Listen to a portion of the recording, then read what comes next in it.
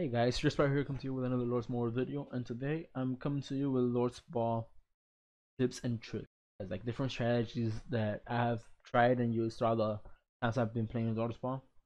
Now, as you know, right now Lord's Ball is about to come out, but by the time you watch it, it's probably already passed. But as we have been seeing it come by more often than not. So there are different tricks. There's solo tricks and there's a team wise trick. So everyone thinks like stand right here right next to the fort and then march out, and you can bring the ball closer to the fort and you can actually secure it. So there's a faster way of doing it right here on the fort. It takes about 1 to 2 full rounds of it to make your solo points alone, so it doesn't really make too many points. So my tip is go to any one of these forts, like just looking at them, and then stay with it where you follow the line and just keep going like a little bit. It should be about 70 to 80 miles, and relocate to like this location. Now for this strat, you do need a lot of your regular 50,000 T1 and about 40 to 60,000 T2, so you can do the bouncing around. And what pretty much you're gonna do, the balls will spawn around right next to you in this area, and you will have it at about 5-6 tiles away. So what you do, you kick the ball and dribble it like right around your base, right around your castle right here. And once you have it at max speed, use your whatever highest tier troop you have and kick it. Just kick it straight. As far as it goes, once it lands, do all T1 kicks. And by the time you get to the fort, make sure you calculate it so it could land either right here, like it has to have land on the very outskirts. So 5 tiles with T1, which is 1, 2, 3, 4, 5. So you have to land inside the forest, and make sure you land inside of the forest with T2, because if you land around here, it's very possible for people to steal it from you. So once you land around here, you just use your T1, send it, and it'll be kicked. And once you send this T1 to go out for it, you simply go back and look for another ball and kick it right before, like even if your march is still going up, because it's gonna land inside, because it's the 5 tiles in there. Now this, the way when I do it, it takes me about 1 hour to 1 hour 30, depending how lucky I am with the boss spawn. But that's the longest I've taken, was 1 hour 23 minutes to do my solo quest.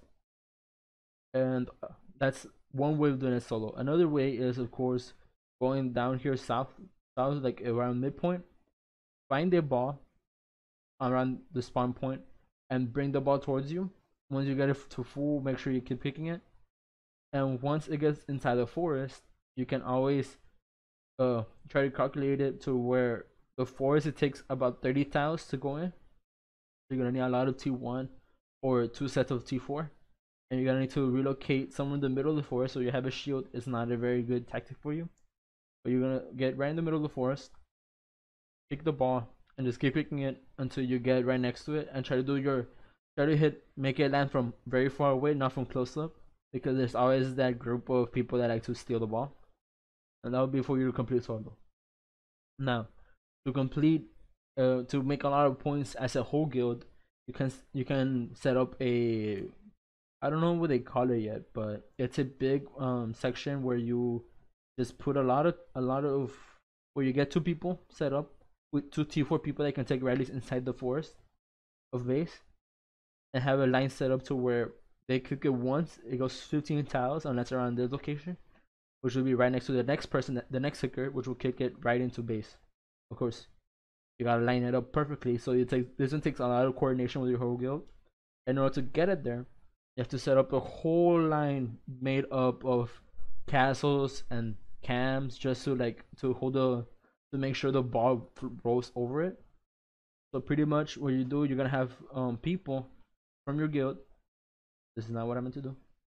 People from your guild that will be designated as passers, and they'll just pass the ball over, and your guild will make a good 1 to 2 million points, depending on how fast you guys can do it.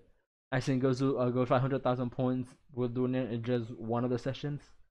I'm gonna try doing it here. I guess I'm gonna try to get some good footage and get it down. As you can see right now, first we're gonna be worrying about War of Wonders, which is gonna come up really soon. I believe I only have a couple hours, so I gotta make the best I can and be ready for that. And so I need to set that up. But yes, so the three tactics again, just going over: going to a fort, going to 70 to 80 miles away from it in the same side you're going. Oh, the battery. And it lags my phone, of course. There we go.